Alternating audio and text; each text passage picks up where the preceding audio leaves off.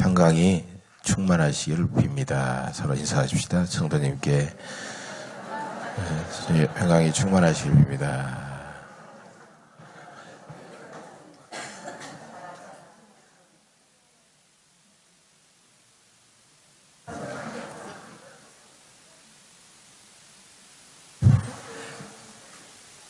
갈등을 어떻게 해서 해결할까? 갈등 솔루션인데요.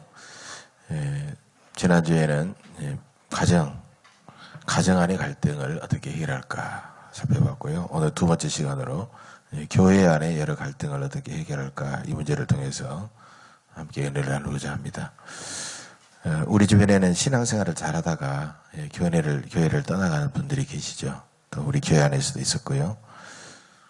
교회를 떠난 이유는 여러 가지가 있겠지만은 한국 교회 안에는 대충 어림잡아 1년에 약 100만 명 이상 되는 사람들이 교회를 떠나간다고 합니다. 계속 교회가 전도되어서 들어오기만 하면 한국교회는 금방 한국은 복음화가 되겠죠. 그러나 오히려 들어오는 사람보다도 떠나가는 사람이 더 많기 때문에 한국교회는 오히려 줄어들거나 정치 현상을 보이고 있다는 겁니다. 우리는 별거 아닌 것 같았는데 100만 명 이상 되는 사람이 교회를 떠나고 있다. 너무 가슴 아픈 그런 소식입니다. 물론 다른 교회로 간다든지 믿음 안에 사는 사람도 있겠지만 아예 하나님을 떠나버리는 사람들이 있기 때문에 정말 우리는 깊이 생각해야 됩니다. 그래서 우리 교회를 성도들이 정말 행복하고 보람이 있고 신앙생활을 잘 할 수 있도록 더 은혜롭고 화목하고 교회다운 교회, 건강한 교회를 이루어야 될 책임감과 사명감을 우리는 느끼게 되죠. 성경에서 사도 바울만큼 위대한 인물은 없습니다. 그래서 기독교가 예수의 기독교인가 바울의 기독교인가 할 정도로 기독교를 체계화했던 위대한 인물이 바로 바울입니다. 근데 오늘 본문 10절에 보면 바울의 동역자 데마라는 사람이 있었는데 이 사람은 이 세상을 사랑하여 갈라디아로 데살로니가로 갔다라고 그렇게 말합니다. 바울을 떠나서 가버렸다라는 겁니다. 데마가 바울을 버리고 세상을 사랑하여 떠나버리자 여러 사람이 아마 충격을 받았을 거예요. 바울에도 엄청난 실망과 낙심과 상처를 주었고 데마 자신도 이제 믿음의 대열에서 이탈해서 하나님께 버림받은 그런 사람이 되어버리고 말았던 것입니다. 또 오늘 본문에 보면 마가란 사람을 우리가 주목하게 되는데요. 사도 바울과 바나바는 제1차 전도 여행 때 마가를 데리고 갑니다. 그러다가 이제 마가가 전도 여행의 어려운 과정을 못 견디고 일찍 집으로 와버려요. 그러니까 마가와 바나바의 허락을 받고 온 게 아니라 이제 그냥 이탈해가지고 와버린 겁니다. 2차 전도여행을 출발하면서 이제 바나바는 마가의 삼촌이었습니다. 그래서 한 번 더 데리고 가자. 그러니까 바울은 성격이 아주 굉장히 불같고 아주 강직한 분이기 때문에 안 된다 하고 이 문제로 아주 도량이 넓고 좀 그런 여유로운 바나바와 이 불같은 성격의 바울이 심하게 다투게 됩니다. 그래가지고 바나바는 바울에 있어서 생명의 은인과 같은 사람이었는데 이 이후로 갈라져서 사도행전 이후에 보면 바울과 바나바와 함께 했다는 이야기가 한 번도 없어요. 화해했다는 이야기도 없고요. 또 그런 아픈 이야기도 있다는 거죠. 그런데 오늘 보면 11절에 보면 바울은 디모데에게 이제 자신의 죽음이 얼마 남지 않았다는 것을 알고 네가 올 때 마가를 데리고 오라. 그가 나의 일에 유익하니라. 이렇게 부탁하고 있다는 거죠. 그래서 마지막에 마가에게 상처를 줬고 또 마가도 자신에게 실망을 줬지만 두 사람의 관계를 다시 회복하고 자신의 생을 정리하는 그런 바울의 모습을 볼 수가 있습니다. 여러분 사람들이 사는 곳에는요 많든지 적든지 항상 갈등이라고 하는 것이 생기기 마련입니다. 맨 처음 하나님께서 사람을 창조하시고 에덴 동산을 창설하신 다음에서는요 갈등이라는 게 없었어요. 서로 만나서 대화하고 소통하고 사랑하고 그런 아름다운 관계였어요. 그러던 어느 날 아담과 하와가 하나님께서 금지하신 선악과를 따먹고 범죄하게 되자 그때부터 서로 관계가 깨지면서 이제 갈등 관계가 생기기 시작합니다. 범죄한 아담은 하나님을 그렇게도 사랑하고 했던 아담이 하나님을 피해가지고 이제 나무 사이에 숨죠. 그때 하나님께서 아담아 네가 어디 있느냐 이렇게 묻습니다. 그래서 아담은 내가 벗었으므로 두려워하여 숨었나이다 이렇게 피상적으로 대답해요. 자신이 하나님 앞에 잘못을 고백하지 못하고. 예. 그래서 아담은 하나님을 두려워하고 피해서 숨을 만큼 그렇게 하나님과 사람과의 관계는 깨어져 버리고 말았다는 거죠. 죄악으로 인해서 그렇게 된 겁니다. 또 하나님은 내가 내게 먹지 말라 명한 그 나무 열매를 내가 먹었느냐? 하고 이렇게 묻습니다. 그러면 아담은 솔직하게 대답해야 되는데 뭐라고 다시 항변하느냐? 하나님이 주셔서 나와 함께 하신 여자 그가 내게 주므로 내가 먹었나이다. 이렇게 대답합니다. 아담은 하나님과의 관계가 깨진 가운데에서 자신의 죄를 아내에게 또 하나님께 계속 전가시키면서 하나님과의 관계도 깨지고 다른 사람과의 관계도 깨진 것을 볼 수가 있어요. 또 아담과 하와는 둘이 벌거벗은 것을 보면서 부끄러워가지고 나뭇잎으로 자신의 몸을 가리게 됐다는 거예요. 그것은 나 자신과의 관계도 깨졌다는 거죠. 나 자신과의 관계. 내가 나를 모릅니다. 또 내가 나를 제어할 수가 없어요. 결국 갈등은 누구 때문에 일어납니까? 내 안에 문제가 있고 내가 갈등을 내가 일으키는 거예요. 자연 상태 그대로에서는 갈등이 없지만 사람이 함께 모이면서 관계가 깨지고 그러면서 늘 갈등이 일어나게 돼 있다는 겁니다. 모든 문제의 원인은 바로 사람에게 있고 바로 어떤 사람이 아니라 그 갈등의 원인은 바로 나에게 있다는 사실을 우리는 알아야 된다는 것이죠. 여러분 좋은 학교에 들어가면 마냥 행복할 것 같지만 그 안에도 갈등이 있죠. 아주 좋은 직장, 신이 내린 직장, 좋은 직장에 들어가면 마냥 그냥 돈도 많이 벌고 행복할 것 같지만 그 안에도 여러 가지 직원들 간의 그런 어떤 갈등 관계가 있어요. 사랑하는 사람과 결혼하면 언제까지나 행복할 것 같지만 거기에도 갈등이 일어나게 되고 부모와 자식 간에도 갈등이 일어나면서 많은 상처를 주고 힘들게 살아갑니다. 사람이 사는 곳에는 그것이 어느 곳이든지 항상 갈등이 있기 마련이라는 겁니다. 그런데 많은 사람들은 그런 갈등을 해결하려고 이제 교회에 찾아오는 거예요. 그런데 교회에서도 갈등을 겪을 수밖에 없다는 것이 우리의 고민이고 우리의 아픔이라는 겁니다. 교회에 처음 나오는 사람은요 별로 갈등을 몰라요. 왜? 교회에 깊숙이 들어가지 않으니까. 누구와 깊은 관계도 맺지 않으니까. 그냥 다른 사람들이 왔냐고 천사처럼 대해주고 잘해주니까요. 교회가 이렇게 좋은 곳이냐. 그러면서 막 너무너무 감사하고 막 기뻐하고 그렇게 살다가 이제는 믿음이 들어가면서 이제 직분도 받고 일을 하고 해나가면서 일을 놓고 서로 의논하고 부딪히면서 갈등이 생기고 이렇게 생긴다는 거죠. 가정에서도 그러잖아요. 가정에서도. 어떤 부부는 신혼 첫날부터 싸우는 부부도 있답니다. 첫날 밤도 못 치르고 그냥 각자 비행기 타고 오는 그런 가정도 있지만 처음부터 문제가 있는 거죠. 대부분 신혼 시절에는요 서로 아끼고 서로 소중하게 생각하고 서로 섬기고 양보하면서 알콩달콩 살아가게 됩니다. 그러다가 애들 낳으면 얘가 얼마나 귀합니까? 너무나도 눈은 누구를 닮았네, 입은 누구를 닮네, 서로 닮았다고 하면서 막 깔깔거리고 웃고요. 정말 알콩달콩 살아가죠. 그러다 나중에 부부 사이에 서로 이제 깊이 알고 애들이 태어나서 점점 자라면서 잘만 커줍니까? 속을 썩이게 되면요. 지 애미를 닮았네, 지 애미를 닮았네.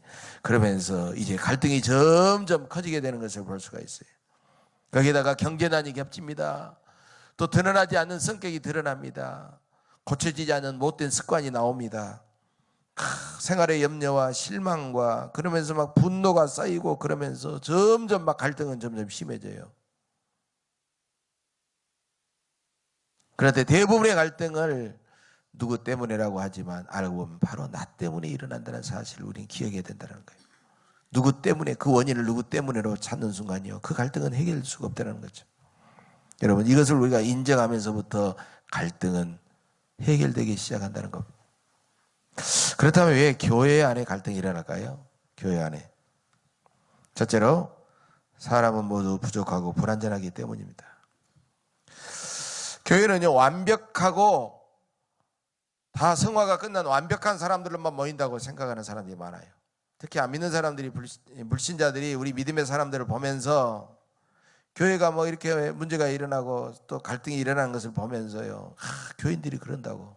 자기는 교회 안 나오면서요, 우리의 수준을, 신앙과 인격과 삶의 수준을 이렇게 높여보고 적어도 교인들은 이래야 된다고 생각하면서 조금만 문제가 있으면 막 교인들이 그런다고 그러는 거예요.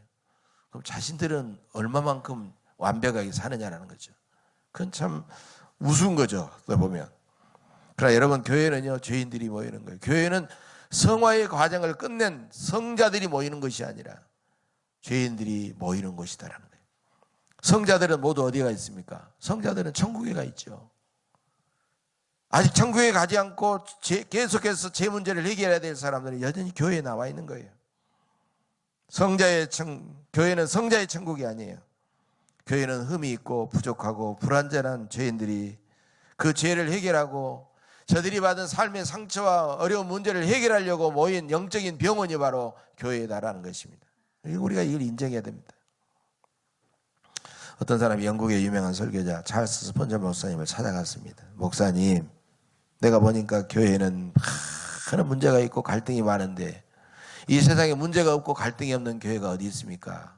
그런 교회 좀 소개해주면 제가 꼭 다니겠습니다. 스펀저 목사님 오히려 그 사람한테 반문을 했다는 거예요. 형제여, 그런 교회를 한번 찾아보면 나에게 좀 소개해 주시오. 나도 그 교회에서 신앙생활 하고 싶소.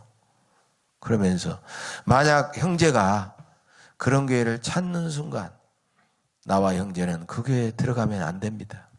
그 순간부터 그 교회는 문제가 있고 갈등이 생기기 때문입니다. 라고 그 이야기 했다는 거예요. 여러분, 교회가 부족한 게 아니에요.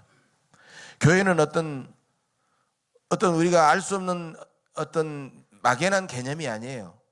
교회는 건물이 아니에요. 교회는 바로 우리들이에요. 사람들이에요. 우리가 모여서 이 교회를 이루어요. 그러니까 우리가 불완전하면 교회도, 이 땅의 교회도 불완전할 수밖에 없다는 거예요. 끊임없이 죄와 싸우는 전투적인 교회예요. 완성을 향해 나가는 교회다라는 거예요. 그렇기 때문에 교회 안에는 끊임없이 문제가 생기고 갈등이 일어날 수밖에 없다는 겁니다. 그런데 대부분 그런 갈등은요, 아주 중요하고 고상한 문제 때문에 일어나지 않습니다. 아주 사소한 문제 때문에 일어납니다. 저도 35년 결혼 생활 하면서요, 제가 집사람하고 싸웠던 문제를 한번 쭉 봤어요. 그랬더니 인생의 실존의 문제, 그 다음에 나라의 경제의 문제, 민족 통일의 문제, 세계 선교의 문제, 이런 문제 가지고 저는 집사람하고 대화를 참 많이 하면 진지하게 해야 같이 하면서 이런 문제 쫙 대화를 많이, 부부 대화가 참 중요할 때 대화를 많이 하거든요. 그런 문제 가지고 문제가 엇갈려 가지고 생각이 달라 가지고 싸움 한 적은 한 번도 없어요. 대부분 어떤 문제 가지고 하느냐? 양말 벗어넣는 문제,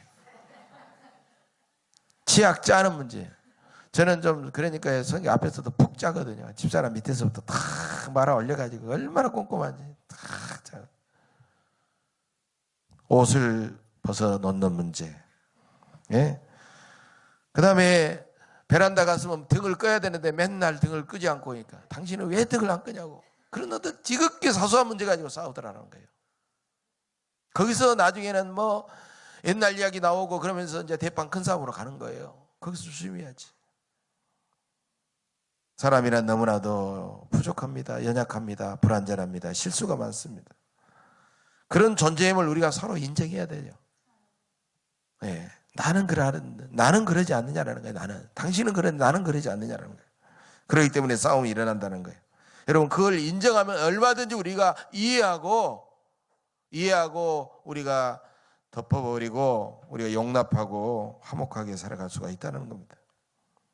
교회 안의 갈등 모두 부족하고 불완전하기 때문에 일어나기 때문이죠. 두 번째로 교회 안에는요, 다양한 사람들이 있기 때문에 갈등이 일어날 수밖에 없다는 겁니다. 교회는요, 사람들의 공통점이 딱 하나밖에 없어요. 하나님을 섬기고 예수님을 믿고 구원받은 사람들이라는 그 공통점 하나밖에 없어요. 교회는. 이 동질성 하나로 뭉쳐진 사람들이에요. 그런데 따져놓고 보면 다른 점들은 너무너무 많다라는 거예요. 이것만 딱 빼버리면요, 다 달라요. 같은 것이 하나도 없어요. 얼굴이 다르죠. 외모가 다르죠. 성격이 다르죠. 삶의 배경이 다르죠. 부모가 다르죠. 형제가 다르죠. 신앙의 연조가 다르고 습관이 다르고 학력이 다르고 고향이 다르고 직업이 다르고 취미가 다르고 다양한 사람들이 모여서 서로 어울려 서로 조화롭게 하나님 보시기에 아름답게 신앙생활을 하는 것이 바로 교회다라는 것이. 여러분, 다르다는 이유, 서로 다르고 다양하다는 이유가 갈등의 원인이 되어서는 안 돼요. 될 수도 없어요. 그것은 오히려 하나님의 은혜요, 하나님의 복이다라는 거예요. 다양성은 아름다운 거예요. 다양성은 아름다운 거예요. 우리가 비 온 뒤에 무지개가 쫙 뜨면 빨주, 노초, 파남보 7가지 무지개가 뜨면 이야 아름답다 그러잖아요. 근데 빨간색만 탁 하면 누가 아름답다 하겠어요? 참 너무 어우러진 아름다운 색깔. 교회는 독창이 아니라 합창을, 교회는 독주가 아니라 오케스트라를 연주하는 것입니다. 나는 파란색이니까 너 왜 파란색 아니야? 이렇게 다른 사람이 파란색이어야 한다고 강요해서는 안 됩니다. 그래서도 안 돼. 그럴 수도 없고. 너는 빨강색이니까 너는 틀렸어. 이렇게 자기 생각으로 판단하고 그렇게 정죄하는 것은 잘못이다라는 거예요. 우리는 서로 다를 뿐이에요. 생각이 다르고요. 모든 상당히 많은 부분이 다를 뿐이에요. 내 기준으로 틀린 것은 아닙니다. 네가. 또 너의 기준으로 내가 틀린 것도 아니다라는 거죠. 신앙생활하면서 그런 다름을 인정하고 다양성을 인정해야 되는데 인정하지 않기 때문에 수없이 갈등을 반복할 수밖에 없다는 겁니다. 세 번째로 교회는요, 계속 사탄의 공격을 받기 때문에 교회는 갈등이 생긴다는 겁니다. 믿지 않는 세상 사람들은 어떻습니까? 믿지 않는 세상 사람들로 싸웠다가 서로 만나가지고 소주잔 부딪히면서 그래 우리 풀어버리세 그러면서 그들이 막 껄껄거리고 웃으면서 또 화해하거든요. 근데 믿음의 사람들은요, 술을 안 마셔서 그러는지요, 한번 싸우면요 풀어질 줄 몰라요. 엉덩 해가지고 계속해서 긴장관계 속에 살아가요. 또 어떤 사람 연구해 봤더니 주일부터 목요일까지 열심히 싸우다가 금요일 저녁에 성령 기도회 때 성령으로 충만해져가지고 다시 새 힘 얻어서 다시 금요일부터 싸우기 시작한다는 거예요. 네. 성령 충만해서 우리가 화목하고 서로 아름답게 신앙생활 해야 되는데 지칠만 하면 또 성령으로 충만해져서 다시 싸움한다는 거예요. 여러분, 사탄이 강력히 교회 안에서 역사합니다. 그래서 우리는 내 곁에 형제 자매들을 조종하는 사탄의 정체를 알아야 돼요. 사탄의 정체를. 형제 자매가 사탄이 아니에요. 그런데 왜 형제 자매를 사탄처럼 생각하면서 공격하느냐라는 거예요. 내가 사탄에게 휘둘리지 않고 사탄에게 지배당하지 않을 정도로 우리는 기도하고 사탄에게 때로는 이용당하고 그런 형제 자매를 궁일이 여기면서 그들을 사랑해야지. 사탄과의 영적 싸움을 벌여야지. 형제 자매를 사탄처럼 공격해서는 안 된다는 겁니다. 요한계시록 12장을 보면요, 무서운 용이 남자를 낳은 여인을 괴롭히는 장면이 나오고 있어요. 이 용은 뭡니까? 이 용은 성경에서 사탄이에요. 예. 그 다음에 남자는 뭐냐? 남자는 메시아, 즉 예수 그리스도를 말해요. 그 다음에 여인은 뭐냐? 여인은요 바로 교회를 의미합니다. 예. 그렇기 때문에 종말이 다가올수록 사탄은 계속해서 교회를 괴롭히면서 교회 안에 있는 우리의 신앙생활을 힘들게 하고 우리를 신앙생활을 방해하고 전도를 방해하고 성도들을 막 낙심시키고 성도들이 서로 막 상처를 주고 갈라서게 하고 이렇게 하도록 그냥 사탄은 몸부림치는 거예요. 그러니까 우리가 그 가운데 사탄의 그 계획에 우리가 놀아나고 넘어서는 안 된다는 겁니다. 그런데 교회에서는 오히려 신앙의 연륜이 많은 중직자일수록 오히려 더 많은 갈등을 겪게 되는 일이 많다는 거예요. 왜 그럽니까? 더 많은 일을 하고 더 많은 일을 관여하고 더 많은 일을 책임지고 있기 때문에 그럴 수밖에 없다는 거죠. 저는 솔직히 고백합니다. 목사는 누구보다도 더 많은 갈등과 상처를 겪는 사람입니다. 성도들의 아픔은 목사의 아픔이죠. 목사도 성도들과 똑같은 한 인간일 뿐입니다. 목사는 성화의 과정을 거의 끝내고 이제 목회하는 사람이 아닙니다. 저도 직분만 다를 뿐 계속해서 죄와 싸우면서 성화의 과정을 거쳐가면서 고민하고 갈등하면서 살아가는 사람입니다. 우리는 목회자를 바라보고 완벽한 신앙의 롤 모델을 우리가 받을 수는 없습니다. 함께 불완전하면서도 완성되어가는 몸부림치는 과정을 바라보면서 감동을 받고 우리는 함께 완성을 향하여 나가는 사람들이에요. 우리는 오직 완전하신 예수 그리스도 한 분만 바라봐야 합니다. 교회 중직자도 때로는 힘들면 불평하고 원망하고 불완전하고 부족한 신앙생활을 할 수도 있다는 거예요. 우리가 그걸 인정해야 됩니다. 무슨 뭐 장로가 돼가지고 무슨 집 권사가 돼가지고 저렇게 말하고 이런 이리저리 쉽게 해서는 안 된다는 거예요. 언제든지 넘어지고 부족한 점이 보인다는 거예요. 부족한 인간, 연약한 인간, 불완전한 인간이기 때문에 여러분 그런 모습을 볼 때마다 낙심하고 때로는 상처를 받고 교회를 떠나야 되겠습니까? 히브리서 10장 38절에 보면 뒤로 물러가면 하나님이 절대로 그 사람을 기뻐하지 않을 것이다 그랬어요. 우리는 아무리 힘들더라도 뒤로 계속 물러서는 존재가 아니라 예수 그리스도를 바라보고 앞만향하여 힘차게 전진해 나가는 그런 믿음의 사람들이 되어야 됩니다. 그렇다면 신앙생활에서 생긴 갈등을 우리는 어떻게 해결할 수 있을까요?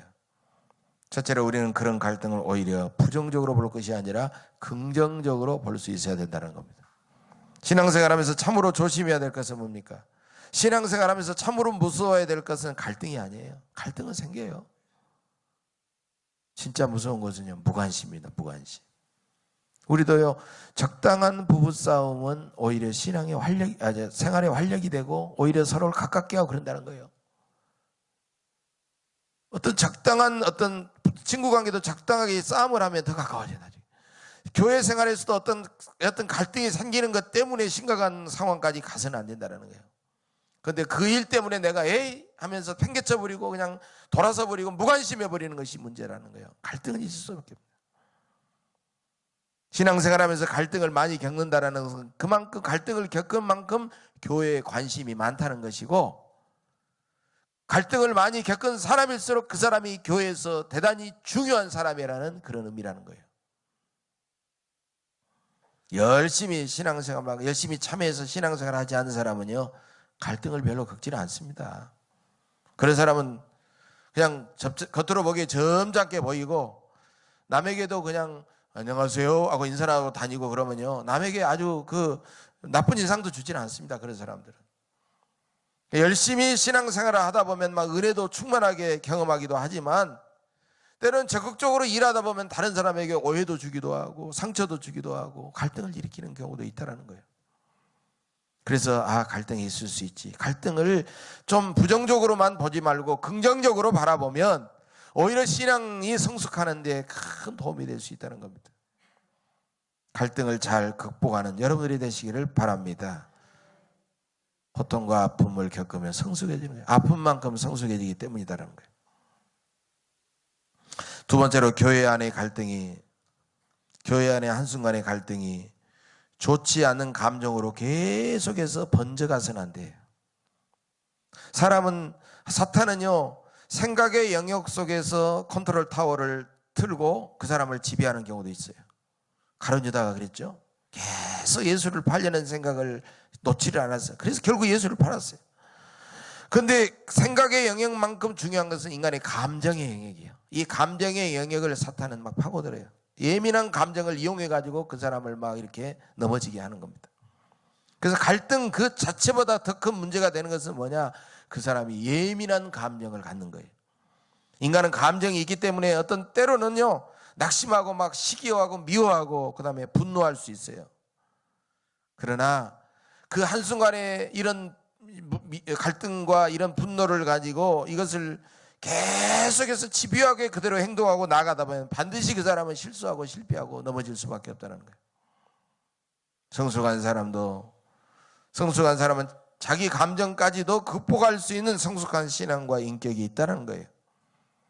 그래서 교회 안에서 생긴 한순간의 갈등과 문제는 내가 주님 앞에 기도하고 찬양하고 말씀을 보면서 주님 안에서 해결하고 극복해버려야지, 좋지 않은 감정을 가지고 계속해서 나가다 보면, 감정으로 번져가다 보면요, 그 사람은 신앙생활에 패배자가 될 수밖에 없다는 거예요.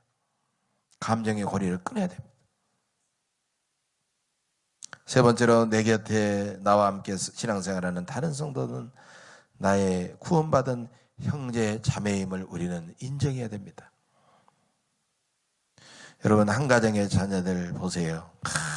난리를 피고 막 묻고 떠들고 싸움하고 막 엄마하고 싸움하고 난리를 피잖아요. 그럼 막 두드려 맞고 막 그러잖아요. 예. 그러다가 나중에 얘들아 밥 먹어라, 얘들아 뭐 먹어라 뭐 하고 지금 다 가지고 너 깔깔거리고 웃고 그러잖아요. 막 싸움하다가 웃고 그러잖아요.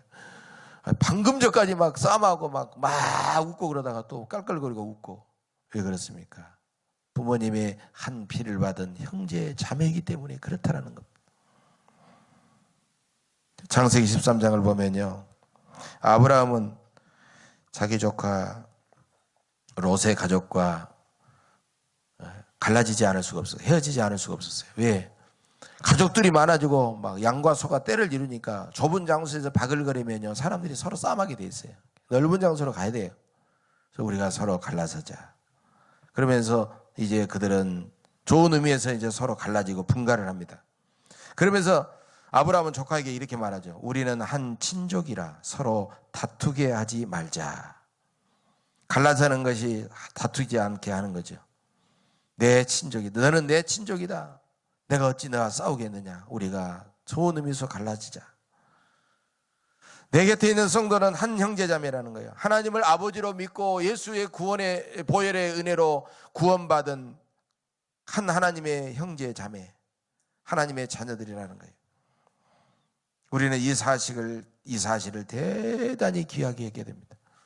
혈연적인 가족만이 아니라 함께 구원받은 믿음의 가족들이 중요하다는 거예요. 이 땅에서 겨우 몇 년 살다가 나중에 헤어져 버리는, 관계가 끝나버린 가족이 아니라 우리는 저 천국에까지 가서 주님과 함께 영원히 얼굴을 맞대고 함께 살아간 신령한 하늘 가족인 줄로 믿습니다. 이 사실을 알아야 된다는 거예요. 그래서 우리는 아무리 갈등이 있더라도 내 곁에 있는 형제자매가 나의 사랑하는 형제자매다, 영원히 살아갈 형제자매다라는 것을 우리는 알아야 된다는 거죠. 네 번째로, 갈등을 해결하려면 때로는 타협도 두려워해서는 안 됩니다. 사람들이 요즘은 타협이라는 말을 굉장히 좀 좋지 않는 의미로 써요. 그래서 악한 세력들과 이렇게 서로 거기에 말려들어서 의논하고 이용당하고 이런 타협으로 생각합니다. 비굴하게 생각합니다. 왜 그리스도인이 타협을 하지? 여러분, 그것은 잘못된 생각이에요. 우리는 어차피 세상 많은 사람과 의논하고 타협을 해야 돼요. 신앙생활에서 타협해서는 안 되는 문제는 있어요. 그것은 신앙의 문제, 구원의 문제예요. 그만큼 우리가 양보해서는 안 되죠. 우리가 불교인과 다른 종교 믿는 사람들과 적당히 타협해가지고 구원의 길을 막 찾아가고 이럴 수 있어요. 그건 안 된다는 거죠. 예수 그리스도 외에는 하나님께 가는 길이 없어요. 우리는 그 사실을 우리는 분명히 알아야 돼요. 근데 신앙의 문제, 하나님을 잘 섬기는 어떤 중요한 문제, 그 다음에 구원의 문제, 이런 것은 본질적인 문제이기 때문에 이런 것은 타협해서는 안 돼요. 그런데 그 외의 문제들은 다 타협할 수 있어요. 직분의 문제라든가 제도의 문제, 법의 문제, 규정의 문제, 봉사의 문제, 어떤 행정의 문제, 이런 문제, 저런 문제. 그런 문제는 얼마든지 우리가 서로 의논해서 기다리고 함께 타협하고 좋은 길을 모색할 수 있어요. 조금 길이 좀 요원하고 멀어도 우리가 이해가 안 되는 사람들, 거기에 동의하지 못한 사람들이 동의할 때까지 우리가 참아주고 기다려주고 함께 갈 수 있어요. 우리는 얼마든지 그럴 수 있어야 된다는 거예요. 문제는 타협해서 해결해야 되는데 누가 더 많이 이해하느냐, 누가 더 많이 양보하느냐, 누가 더 오래 기다려주느냐, 이게 중요하다는 거예요. 그것을 할 수 있는 사람이 어른이고 성숙한 사람이고 그들이 바로 교회에서 지도자의 역할을 감당하게 된다는 거죠. 더 많이 이해하고 양보하고 그렇게 하는 사람이 성숙한 사람이죠. 아브라함은요, 삼촌이었어요. 일찍 아버지를 떠난 조카 롯을 아버지처럼 키웠던 사람이었어요. 그럼에도 불구하고 내가 먼저 좋은 땅을 선택할 수 있었지만 내가 여기 선택할 테니까 너 여기로 가라 이러지 않았어요. 네가 먼저 선택해라. 네가 좌하면 나는 우하고 네가 우하면 내가 좌하리라. 여러분, 얼마나 양보하고 너그럽고 포용적인 그런 자세였습니까? 그렇기 때문에 두 사람의 관계는요, 갈등할 필요가 없는 거예요. 아브라함이 그렇게 했기 때문에 먼저 손 내밀고 더 먼저 양보하고 더 먼저 이해하는 사람, 그런 사람이 결국 큰 사람이고 어른이고 성숙한 사람이에요. 결국 그런 사람을 하나님은 기뻐하시고 사랑하시고 복을 주셔서 승리하게 해주실 줄로 믿습니다. 마지막 다섯 번째로, 교회 안에서는 서로 뜨거운 동역자 의식이 필요합니다. 동역자 의식. 우리는 어떤 경우에도 사탄하고만 싸워야지 다른 성도와 싸우면 안 됩니다. 왜? 그 사람은 우리의 동역자이기 때문에, 함께 주의 일을 하는 동역자이기 때문에. 본문 11절 보세요. 바울은요, 네가 올 때 마가를 데리고 오라. 그가 나의 일에 유익하니라. 어찌 보면 마가에게 실망을 했고 마가에게 상처를 주었고, 마가도 사도 바울을 보기에 상당히 껄끄러울 수도 있지만은 이제 얼마나 생명이 남겨놓지 않은 사실을 알고 바울은 마가가 보고 싶은 거예요. 마가에게 용서를 구하고, 마가도 바울에게 용서를 구하고, 서로 그러면서 좋은 관계를 유지하고 있었던 거예요. 누가 나를 실명시키고 누가 나를 기분 나쁘게 했지만 그와 나와의 감정의 그런 관계가 아니고, 그가 나와의 관계가 아니라 그가 주님의 일에 유익하기 때문에 나도 그를 유익한 사람으로 바라보고 이해하고 용납하는 바울의 마음을 가져야 된다는 거죠. 그 사람과 내가 다르고, 그 사람과 내가 생각이 다르고 그러지만 그 사람이 우리 교회에 꼭 필요한 사람이기 때문에 포용하고 받아낼 수 있어야 된다는 거예요. 내 감정이 아니라 하나님의 마음으로 다른 성도들을 기꺼이 주님의 동역자로 인정하고 받아들이는 그런 자세를 가져야 된다는 거죠. 사랑하는 교회 여러분, 우리는 모두 예원교회를 부흥 성장시키고 광주 지역과 우리 민족과 세상의 복음화와 하나님의 나라와 하나님의 영광을 위해서 부름받은 사람들입니다. 그렇게 하려면 우리 예원교회를 더 따뜻하고 더 화목하고 더 즐겁고 더 생동하고 건강한 교회로 만들어야 될 줄로 믿습니다. 이 땅에 사람을 데려오고 사람을 살리고 사람을 키워서 하나님 나라를 이루는 일에 더욱 힘써야 됩니다.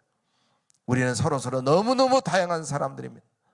서로가 자기 생각과 자기 욕심과 자기 감정에만 매몰되어 있고 고집한다면 우리는 갈등을 여전히 일으키고 상처를 주고받게 될 것입니다. 우리 교회는 다양한 능력들이 있습니다. 다양한 장점들이 있습니다. 다양한 아이디어를 가지고 있습니다. 다양한 열정이 있습니다. 다양한 재능을 가진 사람, 은사를 가진 사람이 있습니다. 이런 것들을 하나님을 믿는 거대한 믿음과 사랑으로 하나가 되어가지고 서로 조금씩 양보하고 서로 조금씩 이해하고 서로 조금씩 서로의 허물을 먼저 덮어주면서 하나가 되면 우리 교회는 놀라운 하나님의 권능이 나타나게 될 줄로 믿습니다. 하나님의 기적을 일으키는 복된 교회가 될 줄로 믿습니다. 이제 주님의 큰 사랑으로 하나가 되어 세상을 섬기고 복음을 전파하면서 더욱 날마다 아름답고 복되게 살아가시기를 주의 이름으로 간절히 축복합니다. 기도하겠습니다.